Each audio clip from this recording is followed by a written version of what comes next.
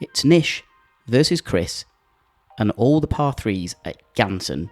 We had a fantastic day doing this challenge, and basically the lowest gross score wins.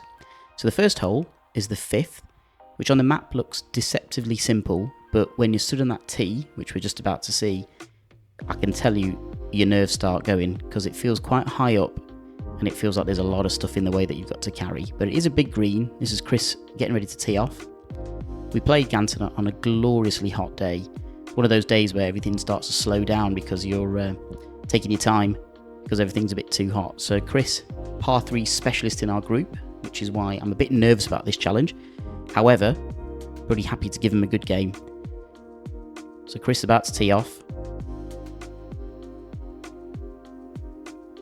And he hits an absolutely lovely tee shot. Back left of the green. Now this was me. Didn't realise I was leaning so far forward when I hit it. But got a good strike away. Par 3s have been my nemesis recently, so I was a bit dreading of this challenge. But I ended up left side of the green, near the bunker that's by the green side. So I think I've got a bit of a shot in, but you'll see in a second, a little bit obstructed by the green side bunker. Didn't take any risks, putted it up, give myself 2 putts, walk away with a 4. This is Chris's second shot incoming. Now he left his quite short, so I knew I had to get this one close, give myself a chance for a 4, so that I could put a bit of pressure on his putt. Dropped it pretty much stone dead. Chris with his 3rd shot for par.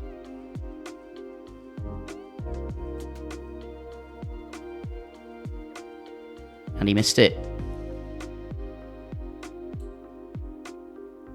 So here's Chris tapping in, takes his 4.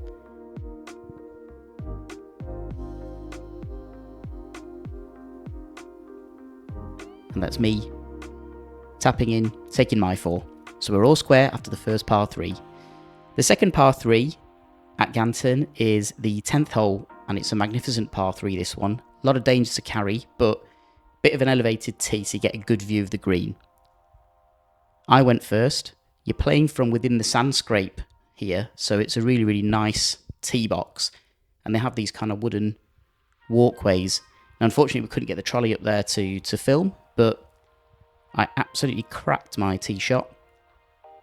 It went a little bit longer than I thought it would.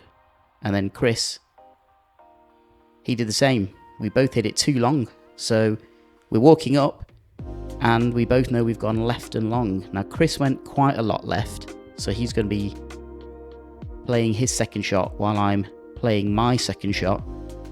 And I think I might have missed it on here, but I basically chipped it over the bunker and it kind of rolled past the flag, give me a putt for par.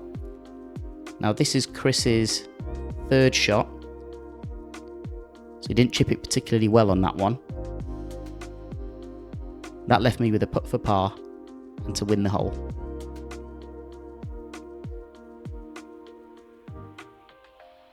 And I gave it a good go, and it just went in the side door. So par for me. Chris got a 4. So I was 1 shot to the good. And the final par 3 is the 17th, and it's a magnificent hole, but it's about 240 yards on the card, so it's a very long hole to carry. So I had to put this tee shot picture of Chris up there to give you an idea of what you're faced with at the tee.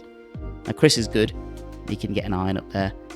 He dropped it to the heart of the green. I creamed my 4 hybrid and it just trickled into a bunker, so I was a bit gutted about that. It was a great tee shot, felt really good, and it just clipped the left edge of the bunker we're just coming up to now. So it left me with a bunker shot, which is my nemesis normally. However, I was out first time, happy to be on the green, which gave me a couple of shots to be able to keep in touch with Chris. So Chris has had 10 shots so far. This is my 10th shot, which I've knocked to probably about 2-3 feet away. This is Chris's 12th shot in total. 11th shot, sorry, going on to 12. That was my 11th shot. And a little tap in for 12, which left us all square as the game finished, and our par 3 challenge. Quite happy to have drawn with Chris.